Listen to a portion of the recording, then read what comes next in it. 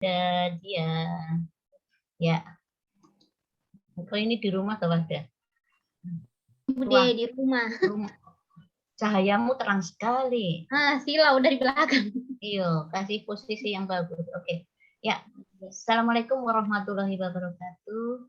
Waalaikumsalam warahmatullahi wabarakatuh.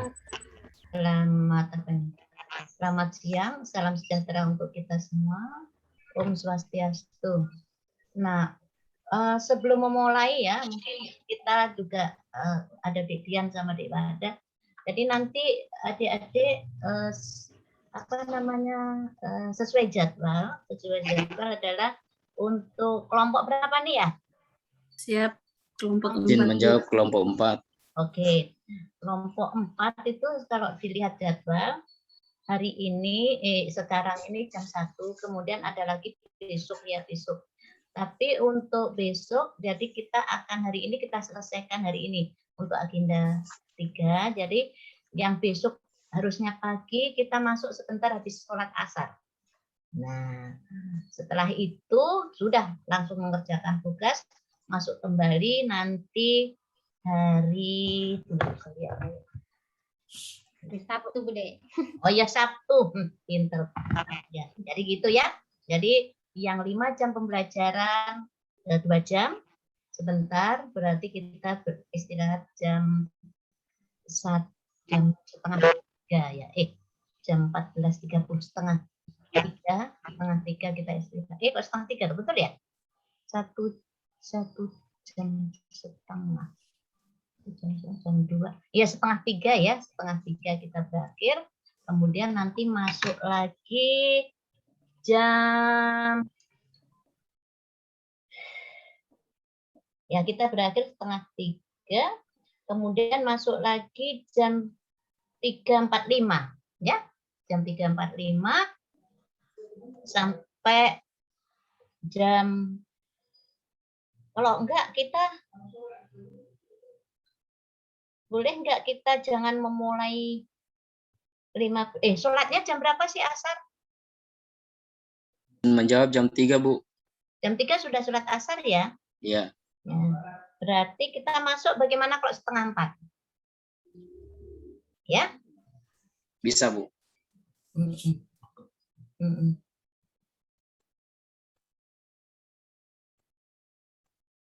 Izin, Bu, suaranya.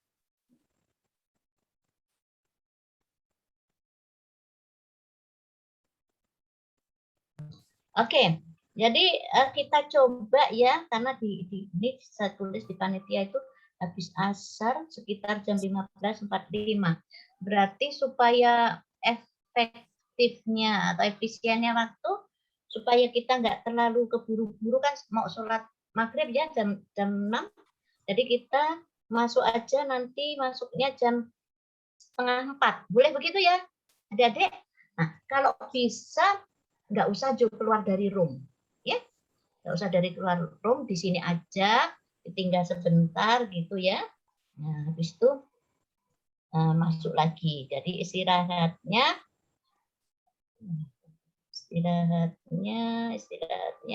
lumayan. Istirahatnya 1 jam, boleh ya?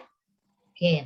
Nah, kemudian kita masuk lagi atau kita coba lanjut ya.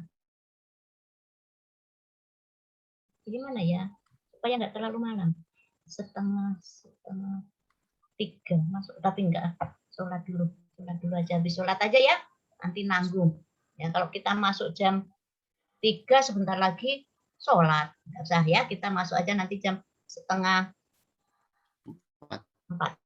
nih. Oke ya, gitu ya, skenario nya gitu. Jadi nanti hari ini 2 kali pertemuan, kemudian masuk lagi Kamis Jumat, tidak masuk lagi ke hari Sabtu ya. Hari Sabtu. Jam 10. Oke, sip. Ya. Oke, begitu ya. Nah, jadi khusus untuk kelompoknya Bude ya, mohon maaf gak akan sama dengan kelompok yang lain. Karena besok itu Bude tabrakan dengan angkatan 25. Ya. Oke, kita lanjut lagi. Di sini berapa orang? Kelompok 4 berapa orang anggota? Siap 10. 10 orang. Ini apa ini? Balut ya? Iya, siap. Oke, 10 Angkatan orang. 84. Angkatan 84. Ya, sip. Nah, Bapak Ibu, adik-adik, ini ya, habis Bapak Ibu adik. Ya, hari ini kita masuk di agenda 3.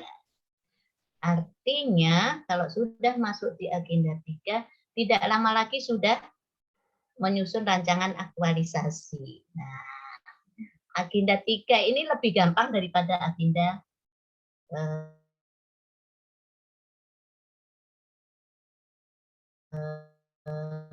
adik-adik sudah bisa membayangkan nggak? Agenda 3 itu mata pelatihannya apa saja?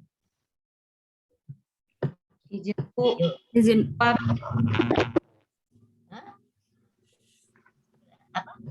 Izin, Bu. Ya.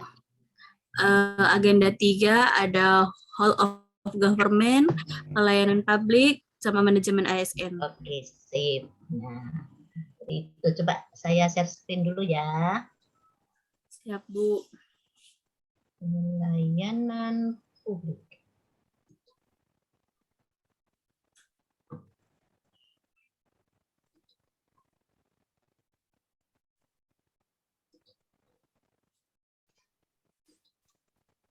Oke, ini ya. Jadi agenda kita, saya ingatkan kembali, kalau agenda 1 itu namanya apa? Agenda apa? Wawasan kebangsaan dan bela negara, Bu. Nama agendanya Oh. apa? Kok begitu sih? Apa? Maaf. Agendanya bukan materinya. Hai. Apa itu? Sikap perilaku Sikap perilaku bela negara. Bela negara. Materinya apa? ada wawasan kebangsaan, analisis isu kontemporer, sama kesiapsiagaan bela negara. Bela negara. Oke. Kemudian kalau agenda 2 namanya agenda apa? Nilai, izin Bu menjawab, nilai-nilai Iya. dasar ASN. Iya, agenda 2 nilai-nilai dasar ASN. Materinya Izin menjawab tentang aneka, Bu. 25, akuntabilitas, nasionalisme, etika publik, komitmen mutu, dan Komitmen anti mutu, korupsi. anti korupsi. itu nama mata pelatihannya ya, jangan sampai keliru ya. Jadi bukan nilai aneka, tapi mata pelatihannya adalah akuntabilitas, itu mata pelatihan. Aneka itu mata pelatihan. Nah, di dalam mata pelatihan ada nilai-nilainya, kan gitu ya. Jangan sampai keliru loh ya. Nanti bilang nilai dasar ASN aneka, bukan ya. Nilai-nilainya banyak ya. Nilainya di akuntabilitas ada 9, misalnya ya, di anti korupsi 9, di etika publik berapa, komitmen itu yang namanya nilai ya. Jangan sampai terbalik ya. Aneka itu bukan nilai, tetapi mata pelatihan. Oke, pinter. Sudah, agenda 2 sudah, kemudian masuklah agenda 3. Jadi agenda 3 itu namanya peran dan kedudukan PNS dalam NKRI. Mata pelatihannya apa? Tadi yang disebutkan si Lela. Ya. Ada work of government, ada manajemen ASN, ada pelayanan publik. Oke, nah hari ini kita akan selesaikan 3 materi itu. Tapi saya dibagi yang untuk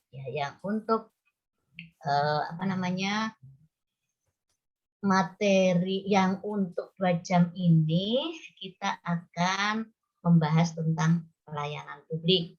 Ya, nanti 3 jam berikutnya saya akan fokus ke WOG dan manajemen ASN. Oke ya, jadi yang 2 jam pelayanan publik saja dulu satu. Nah, nanti kita selesaikan di dalam agenda nanti sore kita masuk di WOG dan manajemen ASN. Oke. Nah, tadi belum perkenalan ya Budi ya?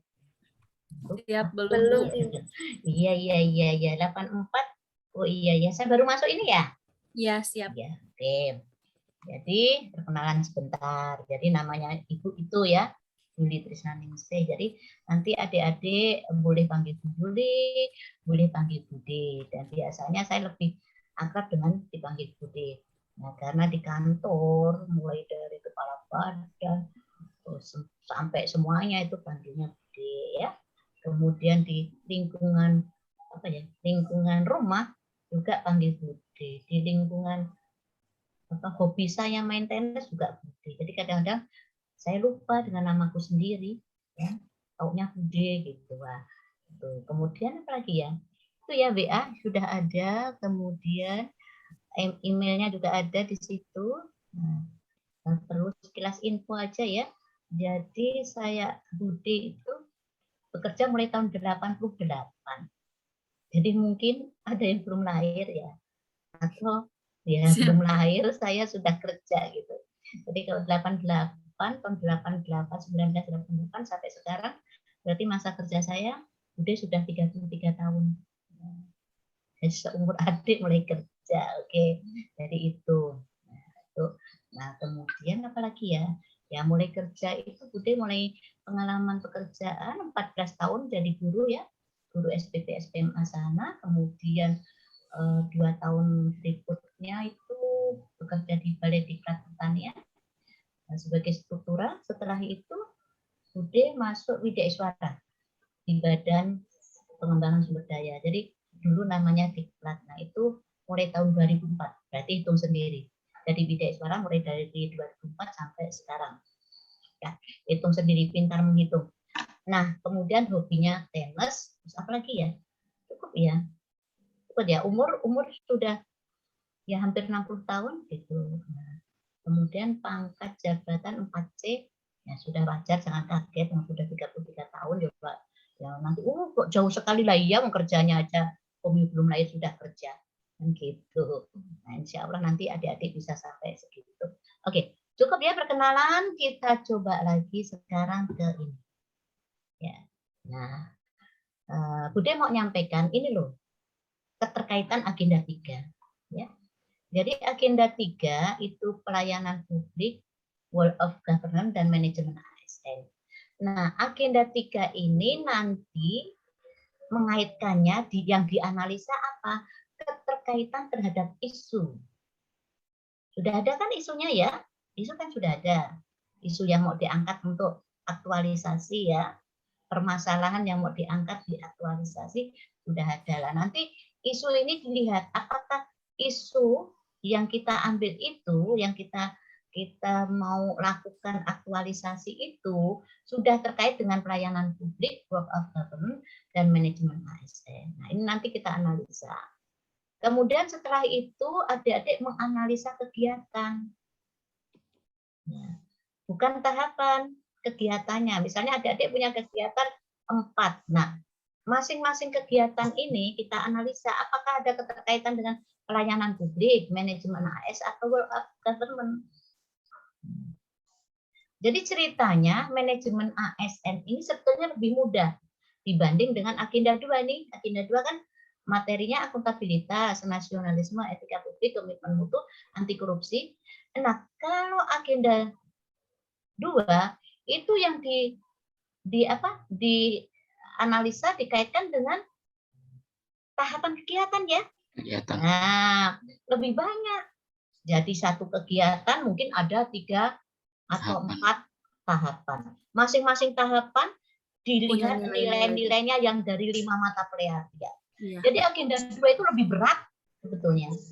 Ya, paling berat. Ya, agenda 1 yang penting menguasai alat analisanya dan paham pasti bisa melakukan. Agenda 2 mengaitkan dan masing-masing materi, masing-masing mata pelajaran punya nilainya, ya enggak? Ya. Nilainya dilihat, akuntabilitas misalnya 9, dari 9 mana yang terkait dengan tahapannya loh, tahapannya. Sekarang kalau kegiatannya 5, masing-masing ada 3 tahapan, misalnya ya 3 tahapan. Berarti 5 kali 3, 15. Kan? 15 yang mau dianalisa.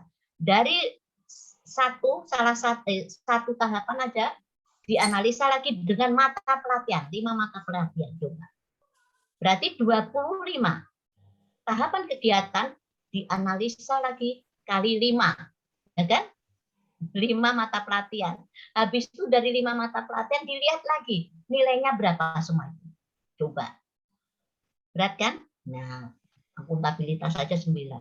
Nasionalisme 5. Tambah sendiri itu nilainya. 9 tambah 5. Etika publik mungkin 14. Tambah sekian. Ya, komitmen mutu 4. Tambah lagi anti korupsi 9. Jumlah nilainya segitu banyak. Dikaitkan dengan 15 tahapan. Coba. Nah, jadi yang paling berat adalah agenda 2. Agenda 3 itu hanya ini, ya, yang dikaitkan adalah menganalisa isu sama kegiatan saja. Oke ya, ini yang kita fokus. Jadi setelah agenda 2 lancar, udah aman lah. Kita akan membuat rancangan aksi perubahan. Oke ya. Selanjutnya kita fokus ke pelayanan publik. Jadi nanti kita yang bahas pelayanan publik. Kemudian, ya, sekarang masing-masing sekilas info saja. Apa sih yang adik-adik dapatkan dari MOC? Ya, pasti tentang pelayanan publik ya. Oke, nggak usah disebut, ya. Ya, masing-masing raise hand, sampaikan. Ya, oke, silakan siapa dulu? Apa yang dimaksud pelayanan publik ya? Yang Bapak Ibu, adik-adik dapatkan dari MOC. Ayo silakan, sekilas info. Ali, ya Ali Subirin. Silakan Ali. Sambil Bude kenalan dulu. Ali. Terima kasih Bu. Nama saya Ali Sobirin. Perkenalkan dulu, nama saya Ali Sobirin. Di pelayanan publik yang saya tahu adalah pelayanan yang memang mengarah ke masyarakat. Jadi berintegritas, dia memuat nilai-nilai ASN Bu.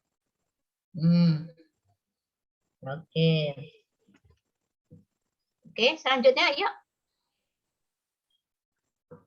Atau Budi tunjuk aja ya supaya cepat. Ya, Edwardi.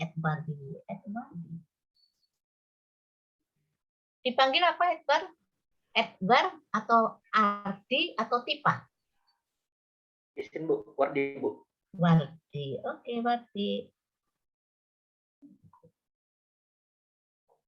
Menurut saya pelayanan publik adalah pelayanan yang terutama di mana tempat kita bekerja Bu, kepada masyarakat. Tapi adik-adik ini baca juga ya MOC ya? Pastinya ya, baca Bu. Ya? Baca ya? Oke. Mudah-mudahan bacalah, masa ada waktu baca MOC 16 hari loh itu. Waktu membaca MOC kan 16 hari ya? Siap, Bu. Iya, jadi mudah-mudahan paham lah. Supaya Budi nggak terlalu banyak menerangkan. Oke, Martina. Pelayanan publik adalah pelayanan rangkaian kegiatan yang dalam rangka pemenuhan kebutuhan masyarakat. Oke, saya catat semua tuh.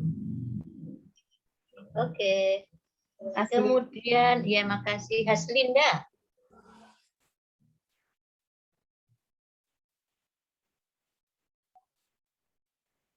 Silakan Haslinda. Ya Ibu, siap. Makasih Ibu izin. Menurut saya pelayanan publik itu bagaimana kita memberikan layanan kepada masyarakat, baik itu dalam bentuk barang atau jasa. Terima kasih Ibu. Oke. Ya, Firmansyah. Ya, terima kasih Bu. Mengenai pelayanan publik yang didapatkan di MOC, saya itu rangkaian kegiatan dalam rangka, rangkaian kegiatan dalam rangka pemenuhan kebutuhan terhadap masyarakat. baik itu barang atau jasa, yang mana penyelenggaranya itu adalah pemerintah. Terima kasih, Bu. Oke, Jeffrey.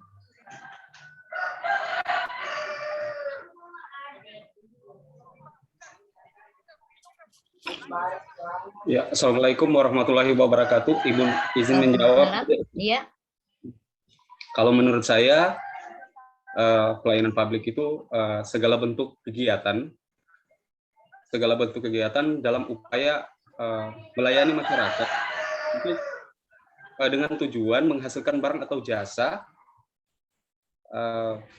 untuk memenuhi kebutuhan masyarakat, Bu. Terima kasih. Oke, Nadia.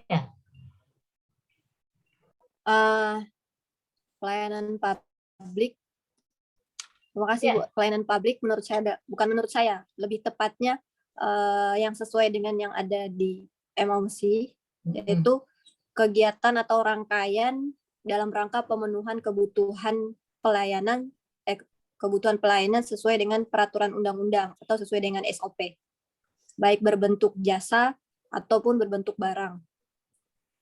Oke, terima kasih. Nur Laila. Ya, Assalamualaikum warahmatullahi wabarakatuh. Perkenalkan, Ibu, saya Nur Laila Gibran. Yang saya dapatkan kemarin di MOOC mengenai pelayanan publik, yaitu suatu proses bantuan kepada orang lain dengan cara-cara tertentu atau SOP tertentu yang menghasilkan suatu kepuasan tersendiri, Bu, baik untuk dalam bentuk jasa ataupun dalam bentuk barang. Terima kasih. Oke, Bayu.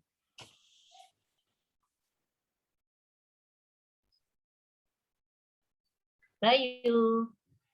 Waduh, jaringan lagi. Bayu. Yuba. Ya, terima kasih. Perkenalkan, nama saya Bayu Setiawan. Ya. Ya, yang saya pahami mengenai pelayanan publik yaitu segala bentuk pelayanan yang kita berikan kepada masyarakat selaku kita selaku pemerintah pusat untuk memberikan sesuatu yang terbaik dan memenuhi kepuasan masyarakat, Bu. Terakhir, Rahmi. Ya, baik, Bu. Terima kasih atas kesempatannya. Perkenalkan, nama saya Rahmi. Pelayanan publik adalah suatu kegiatan atau rangkaian kegiatan dalam rangka untuk pemenuhan kebutuhan masyarakat atau kebutuhan publik yang sesuai tentunya dengan peraturan perundang-undangan yang berlaku atas barang, baik berupa barang, jasa, maupun pelayanan administrasi lainnya. Begitu, Bu. Terima kasih, Bu. Ya, makasih. Nah, kasih jempol semuanya kita. Gini, jempolnya 2. Oke. Ya, sip. Berarti setidak-tidaknya secara garis besar, kita semua sudah mulai paham ya apa itu pelayanan publik. Nah, jadi nanti kita kaitkan itu pelayanan publik itu terhadap isu kita. Apakah isu kita gini, cara menganalisanya, apakah isu misalnya belum optimalnya atau kurangnya apa gitu, apakah tidak optimalnya atau kurangnya sesuatu itu, persoalan itu dikarenakan karena pelayanannya. Nah gitu.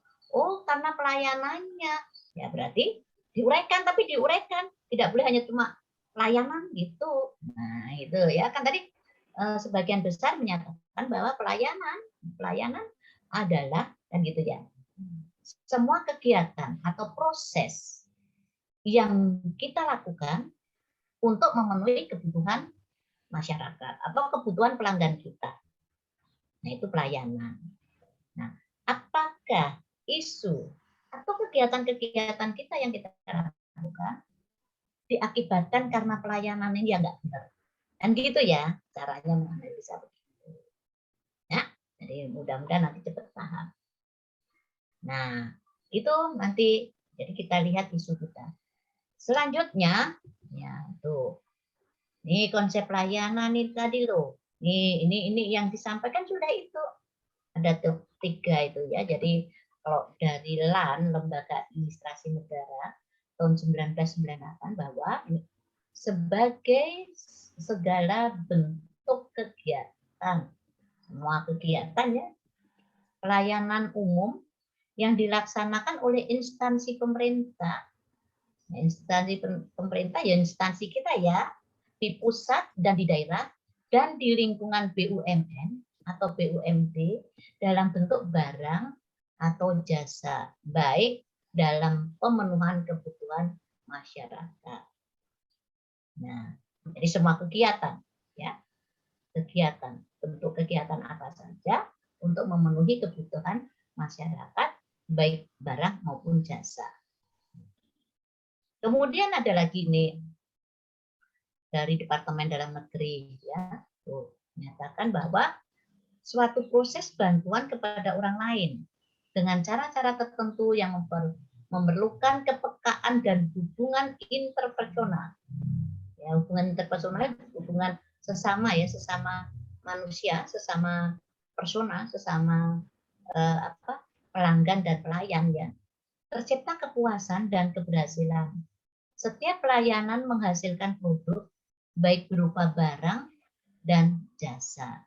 Ya, ini departemen ini. Jadi hasilnya bisa barang, ya, produk yang kita hasilkan, bentuk layanan bisa barang, bisa jasa, bisa juga administrasi. Kemudian Lovelock 1991 menyatakan bahwa produk yang tidak ada wujudnya atau bentuknya, sehingga tidak ada bentuk yang dapat dimiliki dan berlangsung sesaat atau tidak tahan lama, tetapi dialami dan dapat dirasakan oleh penerima layanan. Jadi maksudnya di sini pelayanan itu ya, sebuah layanan itu tidak bisa diraba, tidak. Jadi kepuasan, maksudnya kepuasan itu tidak bisa diraba, tidak bisa disentuh. Tapi yang ada adalah perasaan. Nah, itu. Ini maksudnya kepuasan, ya.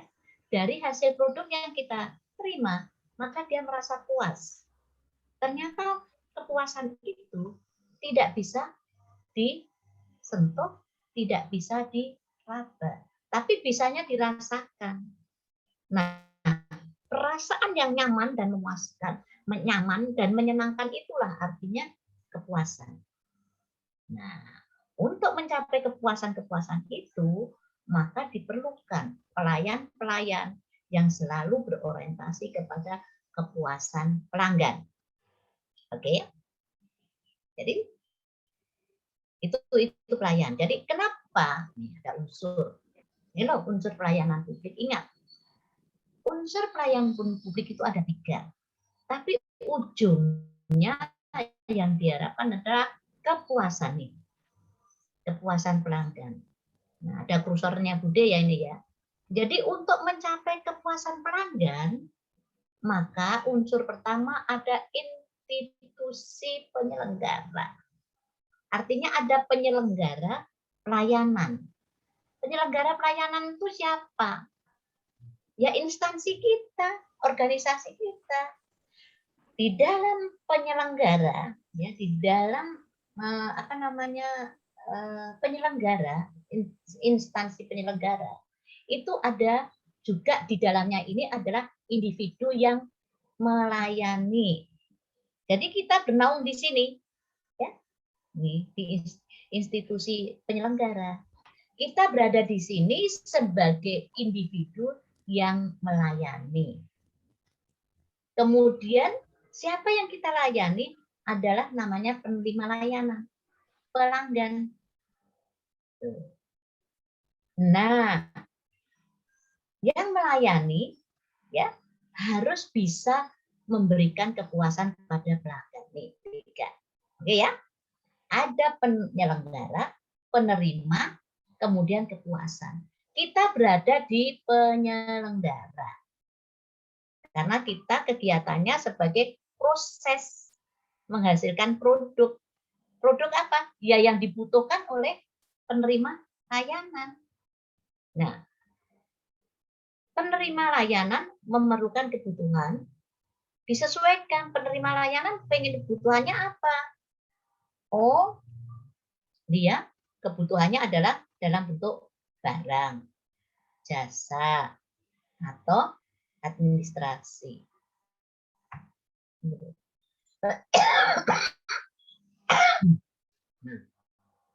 Itu. Jadi jenis-jenis layanan produk itu ada 3, ya. Barang, jasa, administrasi. Nah, produk itu harus bisa memberikan kepuasan pelanggan. Oke? Paham nih ya? Ya. Makanya di sini seorang pelayan kita harus berlomba-lomba, ya, berinovasi bagaimana caranya supaya puas pelanggan kita. Nah, pelanggan kita itu beda-beda. Ya. Ini adik-adik di ruangan ini apa yang jabatannya apa saja nih? Pelayan apa saja? Apa saja di sini? Izin ahli sobirin kesehatan, Bu. Oh ya, berarti ada kesehatan. Nah, kalau kesehatan, pelanggannya siapa? Izin pasien, Bu. Pasien. Pasien itu masyarakat ya? Iya, Bu. Oke. Kemudian ada lagi apa di sini jabatannya semua kesehatan? Izin, Bu. Iya. Saya analis objek wisata. Nah, berarti pelanggannya siapa? Kalau dari tempat wisata, wisatawan, Bu. Nah, berarti wisatawan masyarakat ya? Ya. Nah, sebagai berarti pelanggannya adalah pengunjung ya? Iya. Pengunjung objek wisata. Oke. Berarti kita fokus ke sana, ya? Nah, pelangganku berarti itu. Bagaimana sih membuat kepuasan pada pelanggan? Apalagi di sini? Apa jabatannya? Selain Izin, kesehatan. Bu. Ya, Rahmi? Saya Rahmi sebagai auditor, Bu. Nah, berarti pelangganmu siapa? Yang pelanggannya saya adalah objek pemeriksaan, yaitu masyarakat atau institusi-institusi. Oh, berarti objeknya bisa juga lembaga lain, ya kan? Bisa juga masyarakat. Ya, ada dua pelanggan. Oke, apalagi? Ayo. Izin Ibu Haslinda, guru Haslinda Ibu. siapa? Guru Ibu. Nah, guru. Berarti kalau guru pelanggan utama siapa? Siswa Ibu. Anak Ya, didik. siswa. Ya, pelanggannya adalah anak didik sama apa ya kira-kira? Dan orang tua siswa. Ya, jadi yang utama adalah anak didik, kemudian anak didik kita didik mendapatkan kepuasan, kemudian dampaknya juga kepada orang tua murid. Ya, dia merasa puas karena anak yang dididik hasilnya menyenangkan kan gitu. Berarti guru itu. Nah, kemudian ada lagi selain 3 jabatan, ayo, analis pariwisata. Izin, Bu. Nah, guru 4 tadi. Ya, Bayu. Oh, Jeffrey. Yang bilang izin tadi. Oh, Jeffrey. Apa Jeffrey? Ya. Saya Jeffrey, Bu. Saya jabatan saya analis tenaga kerja. Kalau pelanggan saya masyarakat, khususnya para pencari kerja, Ibu. Ya, berarti pelanggannya adalah masyarakat, tapi khusus untuk pencari kerja. Masyarakat yang nggak mencari kerja berarti bukan pelanggan kita. Ya, oke, betul. Kasih, Bu. Ada lagi? Mohon izin, Bu. Ya, Firmansyah. Firmansyah, Bu. Kalau saya jabatan peranata komputer, Ibu. Peranata komputer. Terus pelangganmu apa? Komputer? Pelanggan saya itu kelompok tani, Bu. Untuk memberikan data-data mengenai data produksi pangan. Kerjamu di mana? Seperti Dinas Pertanian, Bu. Oh, berarti bukan komputer ya sebagai pelanggannya ya? Ya, Kan? cuma medianya itu ya. Iya. Medianya komputer. Ya. Berarti pelanggannya selama jadi peranata komputer, dia dalam proses untuk menyiapkan kebutuhan-kebutuhan kelompok tani, gitu ya? Iya, siap. Oke. Cuma kelompok tani saja atau siapa hasil kerjanya Firman? Untuk siapa? Kalau kelompok tani, kemudian pada umumnya kelompok tani, Bu. Karena bantuan itu atau kegiatan itu tidak bersifat personal dia. Dia harus maksudnya dalam bentuk kelompok. Selain kelompok tani ada nggak melayani siapa di sini? Ada, Bu. Langsung Para penyuluh. Itu pelanggan penyuluh, ya, termasuk penyuluh dengan adanya ya. Jadi apa yang dibikin Dek Firmansyah itu untuk menyiapkan penyuluh, kemudian untuk kelompok tani, kan gitu ya? Iya. Nah, iya. Yang paling bersentuhan mana? Penyuluhnya dulu atau kelompok taninya? Penyuluh dulu, Bu. Nah, begitu ya. Seperti tadi, guru yang utama sebetulnya muridnya dulu kan, ya. Murid pelanggan pertama, kemudian dampaknya juga kepada orang tua murid. Ya, oke. Sip, ya, jadi begitu ya. Jadi itulah pelanggan kita. Nah, kita semua di sini berlomba-lomba memberikan kepuasan kepada pelanggan kita masing-masing. Kepuasan yang bagaimana? Apa sih yang kita masukkan? Kebutuhannya apa? Jadi berlomba-lomba dilihat kebutuhannya. Ya. Oh, murid, guru itu kebutuhan yang kita layani, murid itu butuh apa sih? Bilang dulu. Kalau murid itu butuhnya apa? Siswa kita menginginkan apa? Jadi ilmu. Iya. Ilmu. Menginginkan ilmu. Menginginkan ya, berarti murid kita itu yang diinginkan adalah ilmu, ya kan? Pengetahuan, kan gitu ya. Nah, terus pengetahuan ini kebutuhannya kan pengetahuan ya. Kemudian setelah itu inginnya apa? Inginnya seorang murid. Ayo. Cuma ilmu saja? Skill mungkin ya, Bu, skill. Ya, di samping skill, ilmu, kesekit, prestasi kan? Ya, inginnya mendapatkan pengetahuan yang baik, ya, kemudian berprestasi kan gitu ya. Bagaimana caranya untuk ilmu itu bisa disukai oleh siswa kita? Nah, itulah urusan dari guru-guru. Apakah dia hanya ingin ilmu toh? Tentu kan enggak ya. Bukan sekedar ilmu yang betul-betul bisa dimanfaatkan, ya, bisa memberikan prestasi, ya, harus berkualitas, kan gitu ya. Jadi itu, ya, apa yang dibutuhkan. Nah, untuk supaya siswa kita senang, ya, pelayanannya terpuaskan, maka guru-guru harus berinovasi, ya, berlomba-lomba. Gimana sih caranya untuk memuaskan? Nah, oke, ya. Jadi ada standarnya yang harus kita dapatkan. Makanya di dalam guru-guru itu ada standar nasional, kan gitu ya. Standar lokal. Tujuannya apa? Supaya sama.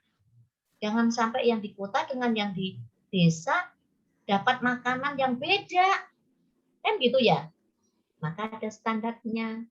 Semua supaya guru-guru juga berusaha untuk mencapai standar itu.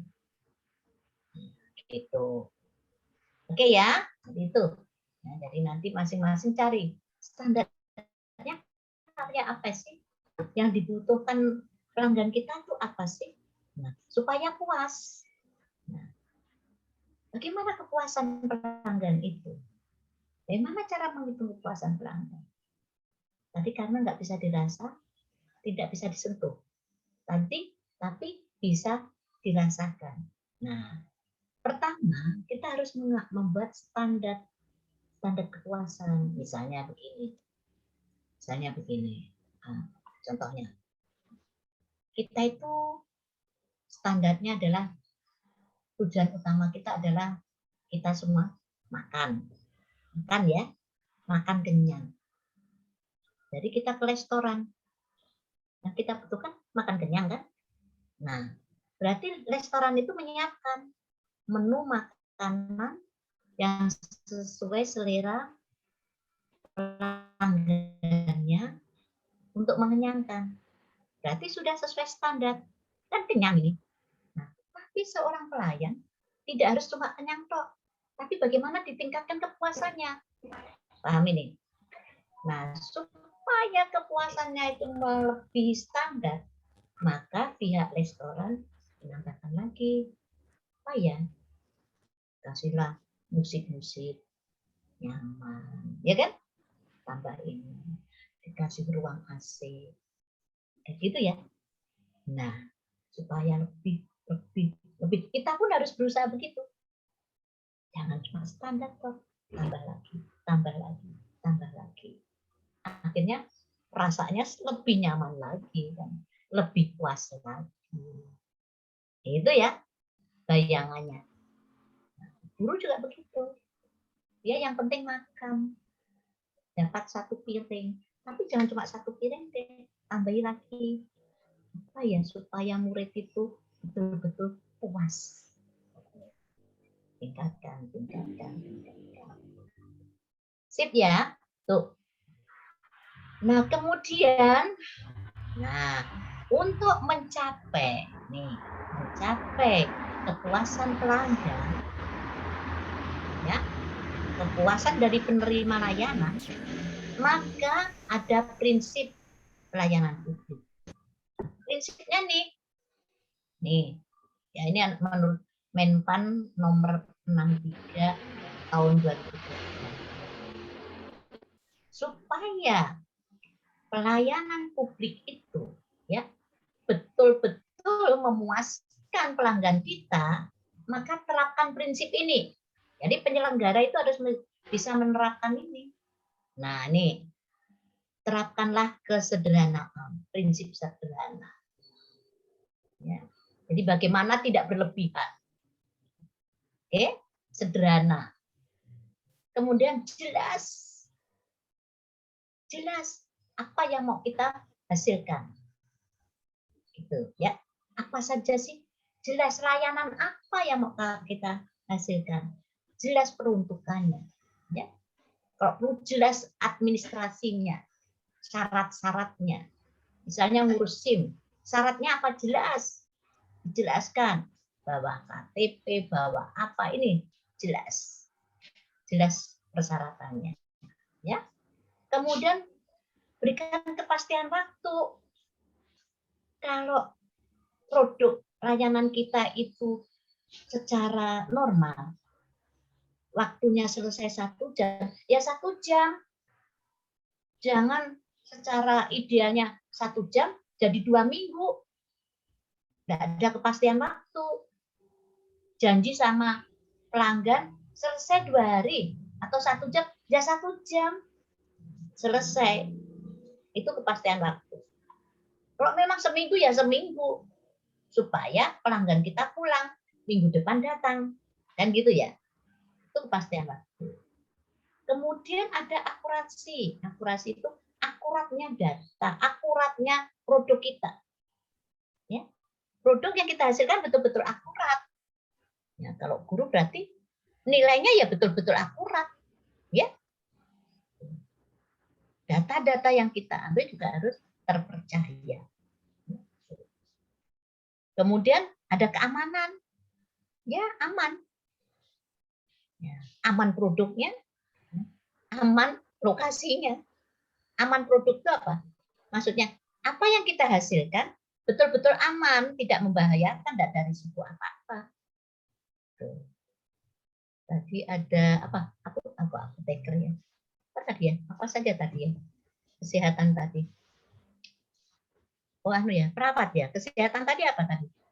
Siap Bu, perawat Bu, nurse Bu. Perawat. Jadi apa yang adik Ali lakukan ya aman untuk pasien kita gitu. Kemudian tanggung jawab. Siapapun yang jadi pelayan harus bertanggung jawab dengan pekerjaannya. Dan hasilnya bisa dipertanggungjawabkan produknya. Jadi nilai pada siswa ya bisa dipertanggungjawabkan. Kemudian penyelenggara juga melihat sarana prasarana, dilengkapi kelengkapan sarana prasarananya. Ya, kalau sekolah idealnya kayak apa? Misalnya harus ada laboratorium, misalnya ini SMP, ya, ada laboratorium IPA, ya, ada misalnya ada laboratorium biologi atau digabung fisika, apalagi. Idealnya kayak apa? Harus dilengkapi nih, ya. Ada apa itu Bu? Yang untuk kesehatan UKS, ya kan? Ada polikliniknya UKS. Ada apa lagi ya? Mungkin perlu juga perpustakaan. Nah itu, kalau pelayanan itu betul-betul ingin pelanggan itu betul-betul ingin apa ya, puas, murid ini puas, ya semua sarana harus ada untuk ilmu. Kan guru kan memberikan ilmu ya. Jadi ilmu yang diberikan betul-betul terpercaya. Terpercayanya ilmu perlu sarana, siapkan. Tuh. Guru olahraga, misalnya mau membuat siswa sehat, ada mata pelatihan olahraga, tapi biar bola voli aja nggak ada, ya. Bola apa? Badminton apa itu? Bulu tangkis nggak disediakan, ya. Lapangan voli nggak ada. Bagaimana mau puas? Kan gitu ya. Alatnya aja nggak disiapkan. Tuh. Kemudian kemudahan aksesnya. Penyelenggara apa ya, pelayanan itu harus mudah aksesnya, maksudnya mudah terjangkau oleh pelanggan kita. Jadi kalau puskesmas diusahakan ya, kalau bangun puskesmas itu di tempat yang masyarakatnya banyak. Jangan membuat puskesmas di atas gunung, masyarakatnya di bawah. Mau datang ke puskesmas saja ya capek. Malas kan ke puskesmas. Yang jauh. Nah, termasuk sekolah. Yang harusnya sekolah didirikan pada sekelompok murid yang ada di situ. Dibangun di daerah jauh yang tidak ada muridnya. Masyarakatnya ada 10 kilo dari sekolahan. Sekitar sekolahan sepi, ya enggak, aksesnya enggak mudah, pasti enggak ada murid yang ke situ, siapa? Akhirnya apa? Gedungnya, sekolahannya yang datang malah kambing sama sapi, enggak ada muridnya jauh. Tuh, itu kemudahan akses. Ya, kok zaman sekarang during ini daring, berarti apa kemudahan akses? Ya usahakan ya ada internet, ya ada jaringan, semua itu kemudahan akses, ya. Yeah. Kemudian untuk penyelenggaranya, individu prosesnya, ya, yang memegang proses atau kegiatan pelayanan itu nih, memegang kedisiplinan, kesopanan, keramahan. Ini untuk individu, personal dari pelayan. Ini pelayannya ini.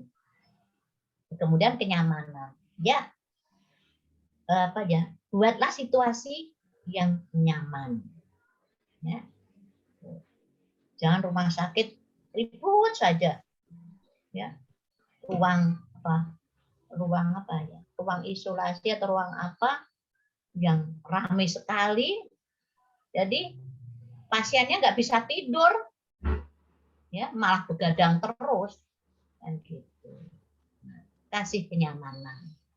Ya. Nah ini prinsip. Jadi kalau semua proses ini ya, semua prinsip ini bisa kita jalankan dengan baik, insya Allah pelayanan yang kita lakukan ya pasti juga memuaskan. Ya. Jadi penyelenggara pelayanan harus bisa ini. Ya, menciptakan ini. Ya. Kemudian ada juga prinsip pelayanan itu nih. Nah, ini saya ambil dari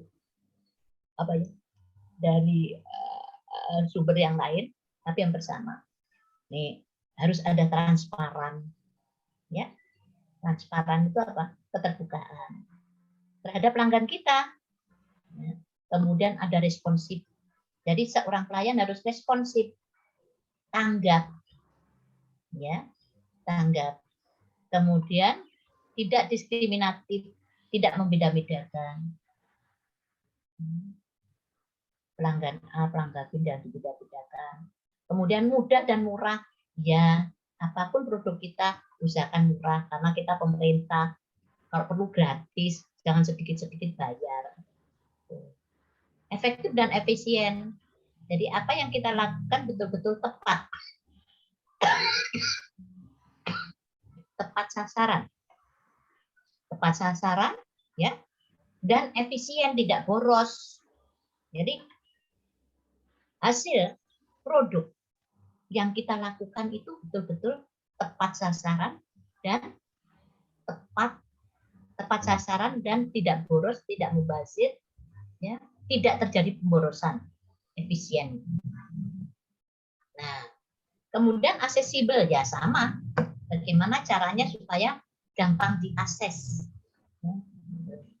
Akuntabel, sama dengan yang tadi, bisa dipertanggungjawabkan. Ya. Jadi apa yang kita kerjakan penuh tanggung jawab dan bisa dipertanggungjawabkan. Kemudian berkeadilan, ya, semuanya berdasarkan proporsional, ya. Dan terakhir partisipatif, bagaimana memberdayakan, ya, supaya murid-murid kita itu ikut berpartisipasi dalam kegiatan itu. Nah, inilah prinsip. Prinsip ini dilakukan untuk mencapai apa? Pelayanan publik yang baik, yang prima, ya, yang memuaskan. Pelayanan publik itu apa ya? Pelayanan prima itu excellent service. Saya lupa. Jadi kita harus selalu membuat excellent service, ya, pelayanan yang prima. Oke? Understand?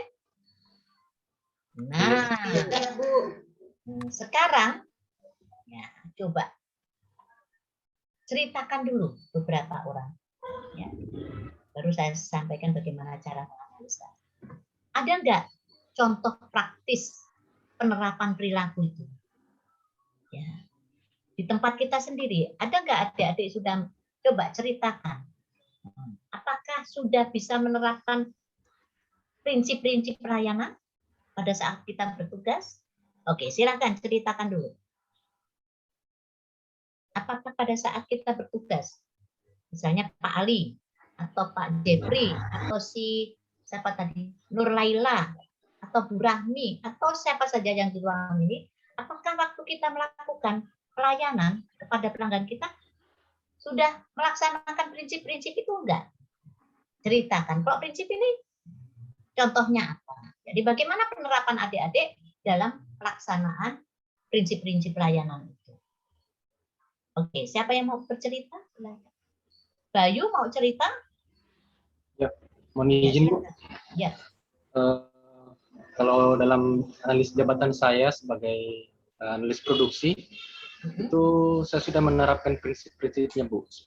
So, saya melakukan pengendalian terhadap hama dan penyakit untuk meningkatkan produksi dengan cara yang ramah lingkungan, Bu. Tidak, maksudnya bisa terjangkau oleh pembudidaya sendiri. Pembudidaya ikan, saya kan di analis jabatan produksi ikan. Jadi saya menerapkan itu, mengendalikan hama dan penyakit menggunakan. Itu, maksudnya yang diterapkan berarti prinsip mana dulu? Aksesibel. Ya. Ya, yang mana? Yang mana coba? Ceritakan. Prinsip yang mana? Kan banyak tadi prinsip, yo. Ya. Nah, apa saja yang pernah dilakukan? Sudah menerapkan yang efektif dan efisien, Bu. Kemudian yang mudah dan murah. Contohnya ceritakan efektif dan efisiennya itu kayak apa? Mungkin ada dulu. Ya, kalau untuk yang Untuk yang efektif dan efisien, maksudnya penggunaan bahan-bahan untuk mengendalikan hama dan penyakit itu berasal dari alam sendiri, Bu, seperti penggunaan daun-daunan sebagai obat untuk diterapkan ke pembudidaya agar mereka tidak menggunakan bahan kimia. Berarti itu sudah efektif dan efisien ya, efisien terutama, dan efektif juga, tepat untuk mengobati itu. Jadi menggunakan bahan-bahan yang ada. Kemudian dengan bahan-bahan yang ada berarti juga menerapkan prinsip murah ya. Ya, seperti itu. Apa jabatannya apa? Analis produksi, Bu. Oh, analis produksi. Oke ya. Analis produksi berarti melihat produksinya ya. Produksi pertanian. Oke. Terus apa lagi? Selain itu? Itu saja ya? Ya. Apa lagi? Contohnya. Ya, oke. Jadi pada saat bekerja sebagai analisa produksi pertanian ya, produksi perikanan, Ibu. Produksi perikanan, ya sudah menerapkan itu. Ya, bagaimana caranya mengobati tidak menggunakan alam yang ada. Jadi sudah tidak beli-beli lagi kan gitu ya. Nah, sudah murah gitu. Kemudian sudah menerapkan ternyata dengan bahan alami itu efektif dan efisien. Oke, terima kasih. Siapa lagi yang mau cerita? Saya Bu Ali Sobirin, Bu. Iya, silakan. Jadi Bu, kalau saya ya sebagai perawat di Puskesmas Tikson Raya, Bu. Tikson Raya itu perbatasan Sulawesi Tengah dengan Maluku, Bu. Jadi di sana ada lumayan. Ada 3 desa, Bu, di sana. Ada 3 desa jangkauan, yang 2 itu satu daratan, kemudian yang satu kepulauan sendiri. Menurut saya di sana itu memang kalau kita untuk selama ini sudah berapa bulan kita kerja di sana, yang pas menerima itu, prinsip-prinsip ini banyak sekali memang yang belum dijalankan di sana itu, termasuk dari kepastian waktu, kita pegawainya saja datang juga lumayan juga di sana agak molor, kemudian dari jumlah pelanggan juga di sana masih rendah, kemudian yang saya tertarik Bu di prinsip yang terakhir, di prinsip yang di sebelah itu yang mudah dan murah. Jadi di sana itu kita lucu sih sebenarnya kalau menurut saya. Kita edukasi pasien misalnya, pasien suruh datang kontrol misalnya 1 minggu 1 kali misalnya. Kemudian kebetulan kan pengurusan sekarang BPJS, apalagi kemampuan di sana kan kemampuan masyarakatnya itu masih banyak yang menengah ke bawah, Bu. Kemudian tidak banyak yang tidak punya kartu kesehatan, kartu Indonesia Sehat. Nah, tetapi kalau dia mau masuk di puskesmas kan dia hitungannya umum, Bu. Karena dia tidak punya kartu itu. Persoalan terbesarnya kita di sana itu kalau kita misalnya gratis kan, Bu. Sementara misalnya daerah menuntut harus ada PAD, karena itu kan modal dari daerah, misalnya obat apa, kalau oke lah kalau kita masalah pelayanan, Bu. Tapi kalau masalah terapi itu kita kendala di situ, agak berat di situ. Nah, jadi menurut saya di prinsip yang di sebelah tadi itu mudah dan murah, agak sulit kita mau terapkan. Kalau di sana kan banyak sekali isu-isu itu, Bu. Kalau menurut saya banyak sekali memang masalah-masalah di sana, termasuk masalah prinsip-prinsip itu, kualitas pelayanan publik. Terus yang sudah dilakukan apa? Pertanyaannya yang sudah dilakukan. Kalau rata-rata kita berjalan seperti biasa, Bu, kalau di pelayanan. Jadi misalnya kalau kita di poli, ya kalau prinsip yang paling tiap hari kita lakukan itu kesopanan dan keramahan, karena memang kita kalau di profesi itu memang diajarkan sistem 3S kalau yang dulu. Di profesi itu memang salam, senyum, sapa.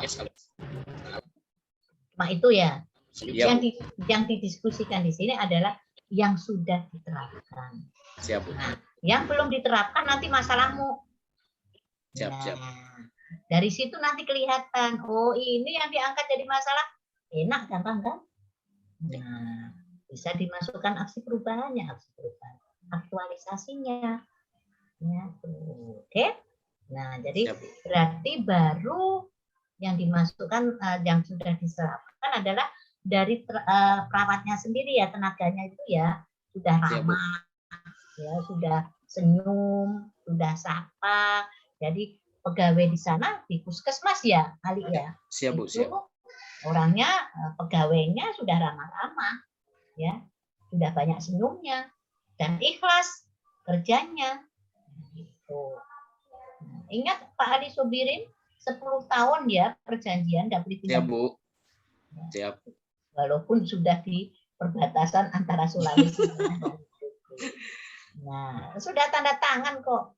Siap, Bu, siap. Kalau perlu seumur hidup di sana lah.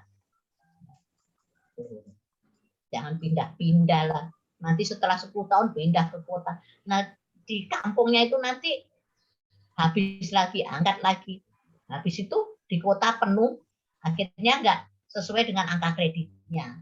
Pusing lagi. Kan gitu. Oke, sip. Ya. Nah, Anda mau menceritakan lagi? Ada? Apakah Izin yang... Ibu. Ya, silakan. Izin Ibu.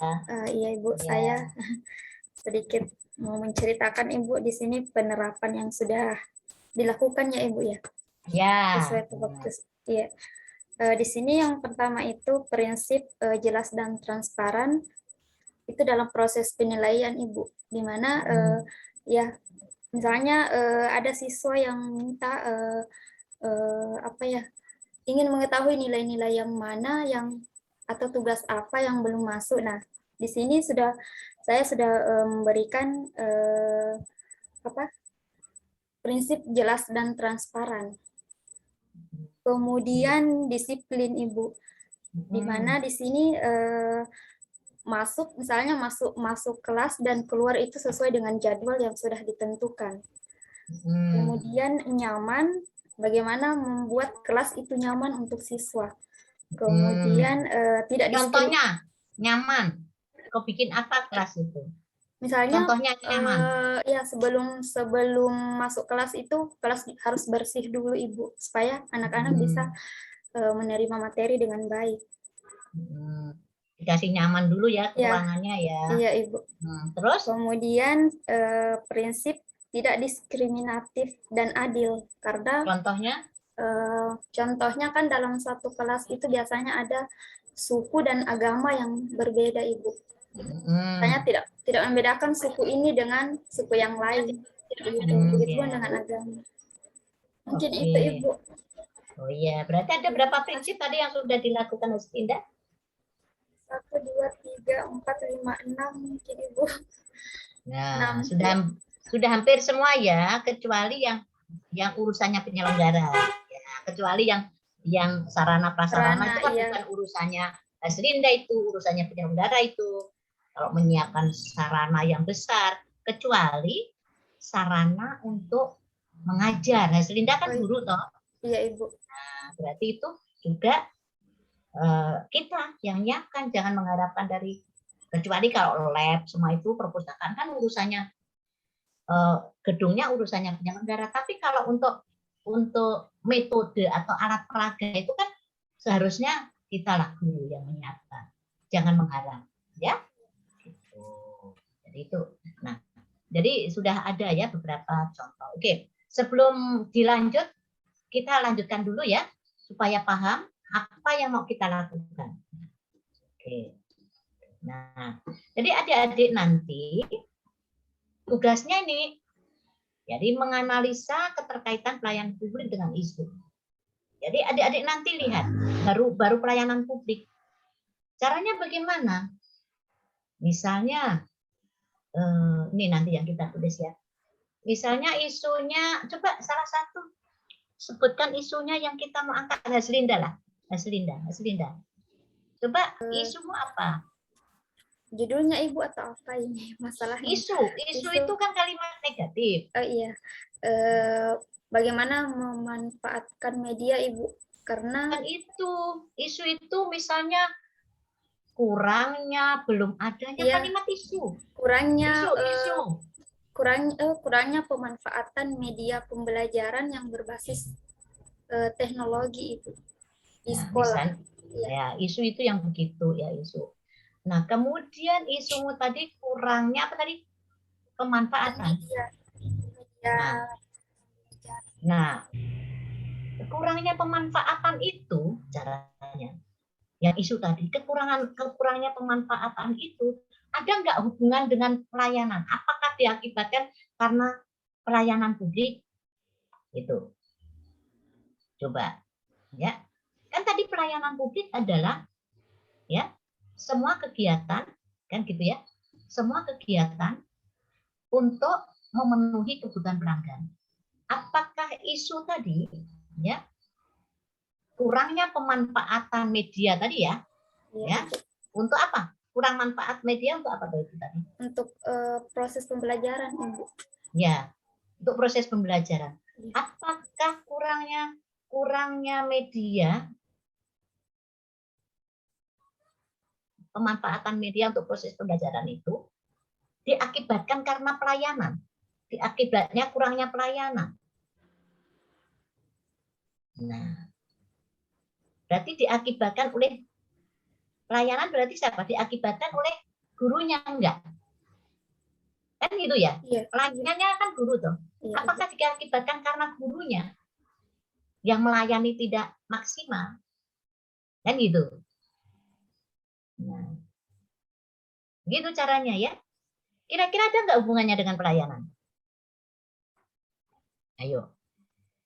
Sekarang kita coba. Ada nggak dengan pelayanan? Apakah kurangnya media pembelajaran, pemanfaatan media belajar dalam proses pembelajaran itu, ya, kan proses pembelajaran ini untuk siswa ya, ceritanya ya. Iya Ibu, untuk siswa ceritanya. Apakah itu diakibatkan karena guru yang melayani ini, ya, diakibatkan oleh guru yang tidak melakukan pelayanan? Iya Ibu, masih kurang memanfaatkan. Diakibatkan karena apa? Karena kurangnya pengetahuan Ibu maksudnya. Nah, iya kan, makanya membuat isu itu, ingat ya, supaya gampang menganalisanya, membuat isu itu terukur. Misalnya kurangnya pemahaman atau kurangnya pemanfaatan media, ya, pembelajaran untuk apa? Karena kurang itu apa? Jadi gini loh, isu itu paling gampang, misalnya kurangnya pemahaman apa, atau kurangnya belum optimalnya pelayanan apa, atau karena itu ternyata isu yang kita angkat itu diakibatkan karena pelayanan kita, pelayan kita yang nggak sempurna. Di mana? Nah, boleh dihubungkan karena pelayannya tidak menerapkan apa, prinsip apa, boleh. Kalau tidak ada hubungannya dengan pelayanan, ya nggak apa-apa, berarti nggak ada keterkaitan dengan pelayanan publik. Ya, ingat ya tadi, pelayanan publik adalah ya apa? Semua kegiatan, ya, proses kegiatan untuk memenuhi kebutuhan pelanggan. Apakah ya kurangnya pemanfaatan dalam metode pembelajaran tadi, kan gitu ya, itu diakibatkan karena kurangnya pemenuhan kebutuhan. Ya enggak? Itu diakibatkan karena apa? Ya. Karena pelayannya nggak bisa memenuhi kebutuhan pelanggannya, nggak bisa memenuhi kebutuhan apa? Kebutuhan muridnya. Kan muridnya tadi butuhannya menambah pengetahuan, kan gitu ya? Kebutuhan murid tadi kan jasa ya. Jasa apa? Jasa pendidikan kan?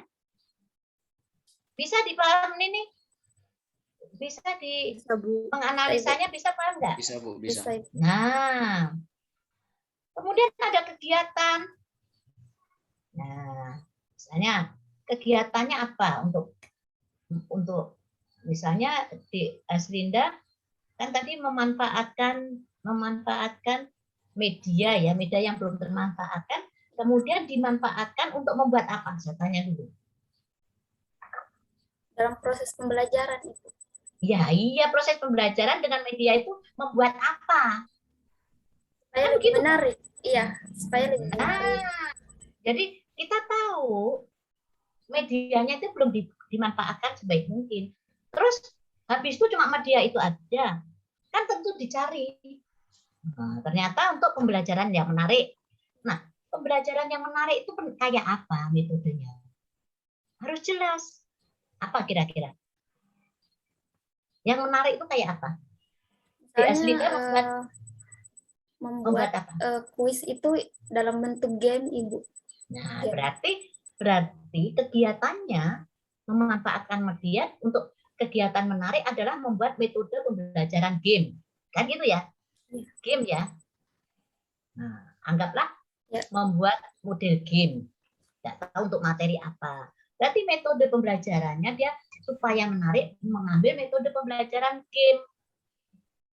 Nah, dikaitkan lagi pada saat membuat metode pembelajaran game, ya game itu kan nanti mau dipraktekkan ya pada penggunaan game, metode pembelajaran game ini, apakah dengan game ini akan memenuhi kebutuhan? Ya, apakah dengan membuat game tadi akan meningkatkan pelayanan terhadap ilmu pengetahuan yang diharapkan oleh murid kita? Ada enggak? Coba. Membuat game, metode pembelajaran game ini, ada enggak keterkaitannya dengan pelayanan adik sebagai pelayan publik? Ada, Ibu. Ada enggak? Apakah dengan membuat game, model game ini akan meningkatkan pelayanan adik, akan memenuhi kebutuhannya siswa kita dalam mendapatkan ilmu pengetahuan? Ada enggak? Ada enggak? Ada kaitannya enggak? Dengan game, membuat game tadi, maka akan meningkatkan pengetahuannya adik dan murid kita. Ayo Haslinda. Mungkin ini tadi Ibunya apa ya? Enggak, maksudnya caranya menganalisa gitu. Kalau iya, maka diuraikan. Kalau misalnya tidak, Ibu, bagaimana kalau? Kalau enggak, ya enggak apa-apa. Ternyata membuat game tidak ada hubungannya dengan pelayanan publik. Ya enggak apa-apa, enggak ada. Diuraikan. Jadi seperti tadi, membuat metode pembelajaran terkait dengan isu, diuraikan. Dengan adanya media pembelajaran yang menarik, maka akan meningkatkan pelayanan. Boleh dihubungkan dengan pelayanan dalam prinsip apa? Boleh. Ya, begitu. Jadi isu dulu yang kita kaitkan. Kemudian, nah, kegiatan-kegiatan tadi, ada nggak hubungannya? Nah, misalnya kegiatan 1, metode, membuat metode. Berarti kalau membuat ini sudah menerapkan ya, atau penerapan metode pembelajaran game. Kan gitu ya? Nah, terus kita kaitkan. Pada saat menerapkan metode pembelajaran game ini, ada nggak keterkaitan pelayanan publik? Apakah game ini akan meningkatkan pelayanan publik, meningkatkan pelayanannya adik, ya, terhadap siswa kita? Begitu. Apakah dengan penerapan metode pembelajaran game tadi, ya, akan memenuhi kebutuhan, ya, dari siswa kita terhadap ilmu pengetahuan, kan gitu ya? Itu meningkatkan pelayanan atau enggak? Nah, keterkaitannya ada enggak? Nah, begitu. Terus kegiatan kedua apa misalnya? Setelah membuat game, ada kegiatan apa lagi? Ya, kemudian hubungkan lagi apakah kegiatan ini ya akan meningkatkan pelayanan publik? Kan dengan adanya kegiatan ini apakah akan meningkatkan pelayanan publik? Ya. Nah, gitu. Boleh digali. Ya, oh iya sudah menerapkan meningkatkan pelayanan publik dengan sudah mengandung prinsip apa. Nah, kan tadi gitu. Boleh. Nah, jadi harus ada uraiannya sedikit-sedikit. Ya. Kemudian kegiatan ketiga, sampai kegiatannya adik berapa? Tuliskan, diuraikan ya. Oke, jadi pahami dulu. Ya. Tadi ingat ya, pelayanan publik adalah apa tadi? Suatu proses. Ya ini, suatu proses membantu orang lain dengan cara-cara tertentu yang berorientasi pada kepuasan pelanggan. Ya, berarti memenuhi kebutuhan ya, kebutuhan pelanggan. Jadi semua kegiatan yang untuk memenuhi kebutuhan pelanggan kita, maka itu sudah pelayanan publik. Nah, kan gitu ya. Kalau orang kesehatan, kira-kira memenuhi kebutuhan apa? Pelayanan tentang kesehatan kan? Siap, Bu. Sepanjang kegiatan kita akan meningkatkan pelayanan kesehatan, ya silakan. Berarti ada kaitannya pelayanan. Nah, kalau kegiatannya orang kesehatan itu pasti deh semua terkait dengan pelayanan deh. Memang dia pelayanan masyarakat, ya enggak? Ya, Bu. Ya, jadi itu. Nah, caranya begitu. Oke. Bisa dipahami nih? Izin Bu sedikit. Jadi kita pelayanan dulu ya yang kita bahas. Iya, Bu. Ya. Ya, Bu. Nah, jadi isunya misalnya tingginya apa ya? Isu itu harus negatif loh ya. Isu itu negatif kalimatnya. Tapi konteksnya bukan kalimatnya. Konteksnya harus negatif. Ada kalimat positif tapi negatif. Ya. Contohnya tingginya angka kematian bayi dan ibu melahirkan. Kalimat tinggi tapi konteksnya negatif. Oke, paham nih ya? Ya. Jadi kontennya, substansinya harus negatif. Nah, contohnya itu. Misalnya isunya tingginya kematian bayi dan ibu melahirkan. Negatif ya. Berarti kalau dilihat dari pelayanan publik, apakah tingginya, dan pertanyaannya gitu, apakah tingginya kematian bayi dan ibu melahirkan itu diakibatkan karena pelayanan yang tidak baik? Bisa jadi, Bu. Hah? Bisa jadi, Bu. Nah, berarti ada keterkaitannya. Berarti isu itu ada kaitannya. Nah, uraikan. Nah, keterkaitannya. Jadi, keterkaitan dengan pelayanan publik karena apa? Misalnya, karena tenaga medis atau bidan tidak bisa memberikan apa-apa. Nah, itu diuraikan. Ya kan? Sip? Ya, jadi bukan cuma ditulis keterkaitan isu tadi tingginya kematian bayi dan ibu melahirkan terkait dengan pelayanan publik, berhenti. Ya ada alasannya tadi ya, terkait dengan pelayanan publik karena apa? Misalnya, karena bidan atau tenaga medis yang tidak bisa apa-apa, atau karena Pak ya tuliskan tidak bisa memberikan pelayanan prinsip mana gitu ya. Setelah itu kegiatannya adik, kegiatan 1 kita masih pelayanan dulu, selesaikan pelayanan dulu. Nanti kan yang kita kaji ada 3 ya, WOG dan manajemen ASN. Nah kita ke pelayanan publik dulu. Kemudian kegiatan tadi juga begitu caranya.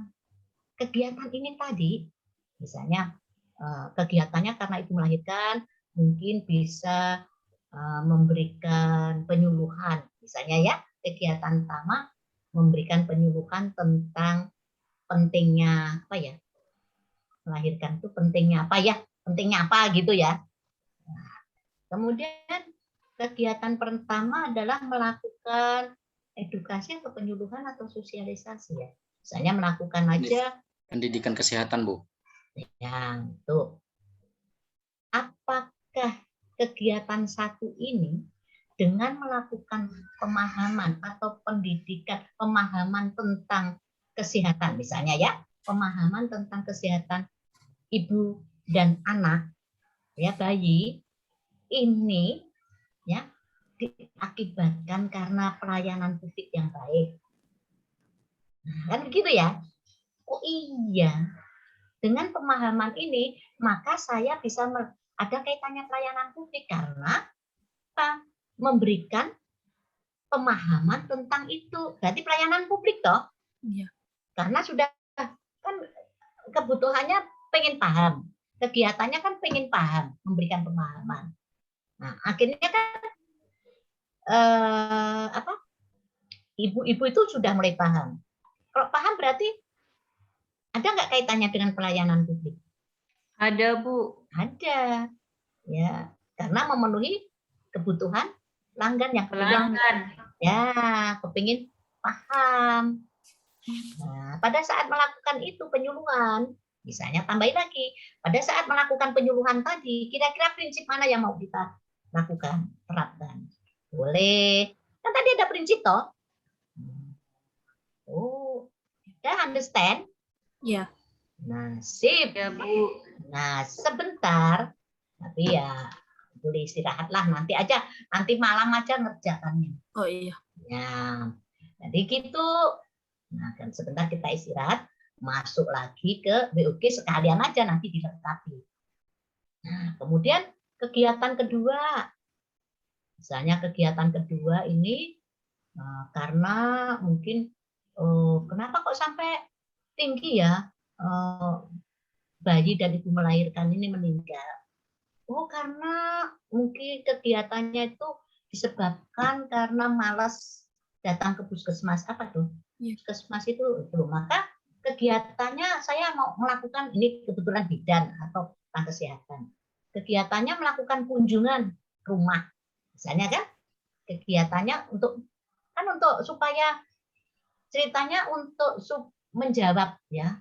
Yang kegiatannya itu menurunkan tingkat. Ya, kegiatan-kegiatan yang kita pilih itu kan untuk menyelesaikan persoalan yang di sini ya, yang isu ya.